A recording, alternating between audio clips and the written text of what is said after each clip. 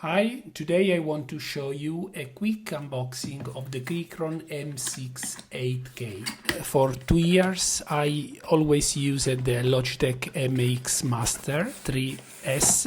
It worked very well, but exactly after 2 years and 1 month of daily use, it starts to fail. So I decided to try an alternative. I ended up with the Keychron M6 8K. Inside the box you get the mouse, the cable, the wireless receiver and many adapters. About the specification you can check online. For me it's very important to have many connections, so Bluetooth, wireless and wired, so I can switch between Mac OS and Windows. About the materials, the Keychron M6 feels solid and well built. You can feel the Logitech more premium. The main scroll wheel is very good. It feels robust, precise, but the thumb wheel feels more plastic. On the back you can switch between the Bluetooth, wireless and wired mode. You can also change DPI and polling